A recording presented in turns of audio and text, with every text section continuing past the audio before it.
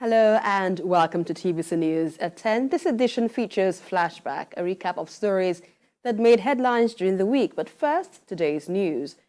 And we begin with this latest development on the cholera outbreak in Lagos, where the government has activated a public health emergency operations center at the mainland hospital Yaba following the death of 15 persons from a cholera outbreak in 4 days. The Emergency Operations Center is expected to address the increasing number of severe gastroenteritis cases across multiple local government areas of the state.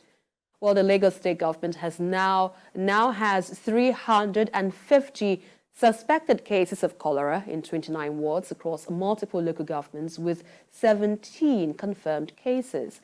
While speaking on steps taken to control the outbreak, Lagos State Commissioner for Health, Professor Akin Abayomi, said that although there is an increase on numbers published 3 days ago, cases are now dramatically subsiding in previously affected LGAs due to interventions and surveillance efforts. However, there are new cases in previously unaffected LGAs, signaling the need for residents to adhere strictly to precautionary personnel and environmental hygiene measures. And for more on this, I'm being joined by a public health physician at the Lagos University Teaching Hospital, Dr. Blossom Madwaforka. Good to have you on the news at this time. So let's first off get your thoughts. Thank you so much for having me. Yes, let's first off get your thoughts on this worrying situation. What do you make of the rising surge of cholera cases? One of my colleagues said cholera is a disease that is a respecter of persons. And what does that mean? That means cholera respects personal hygiene and proper sanitation. So the surge is due to poor sanitation facilities that we have all around the city, coupled with the recent flooding that we've had. So usually what happens is in places where you have poor sanitation, open defecation, for example, and then you have like flooding. So what happens is the floods wash these infected material into sources of drinking water. And then when people drink the water, you begin to have these clusters of people coming down with severe gastroenteritis, suspected cholera, and even some confirmed cases. So it's a multiplicity of these factors like happening at the same time. And with that being said, you mentioned that it has to do with factors like clean environmental hygiene and all of that.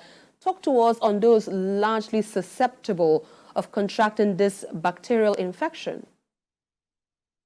Yes. So the bacteria that causes cholera thrives where there's poor sanitation, places where there's overcrowding, for example, in places where they have poor sanitation facilities. Where you have poor sanitation facilities, people are forced to defecate openly. So these are people that tend to be at risk for coming down with the infection, people that have poor access to clean water. So what usually happens is most cases of cholera are actually, they don't have any symptoms. Up to 80% of cases will not have symptoms. However, up to 20% will have symptoms, and some people will have severe disease.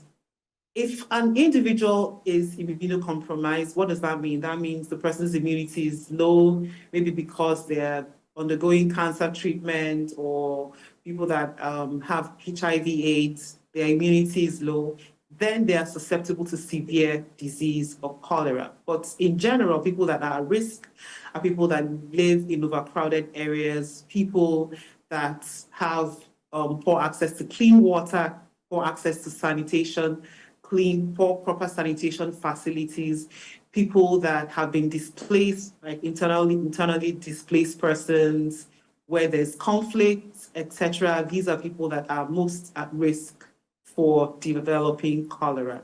Right, and with that being said, we understand that about 30 deaths have so far been recorded. Talk to us now on the early signs and symptoms and what one must do, when one notices such a thing, what can be done in terms of first aid? Great, that's a great question. So cholera, the reason we have this level of interest in cholera is because people that have severe disease can deteriorate very, very quickly and lose their lives because of how quickly they lose fluid from their body. So what you can do if you identify an individual is beginning to have profuse diarrhea, there's a characteristic kind of diarrhea. So diarrhea is when an individual passes loose stools 3 times or more in a day. But for cholera, the stools actually look like rice water. When you parboil your water, when you parboil your rice and you wash it, the water that comes out, that is actually how the stool looks. So that is one characteristic way that you can identify the diarrhea that comes with cholera. What an individual can do is, if you have access to a healthcare facility, get to a healthcare facility immediately. If you don't have ready access to a healthcare facility, there are things you can still do. There's something we call oral rehydration solution, a way that you can rehydrate yourself while you seek professional help. It's very simple to make.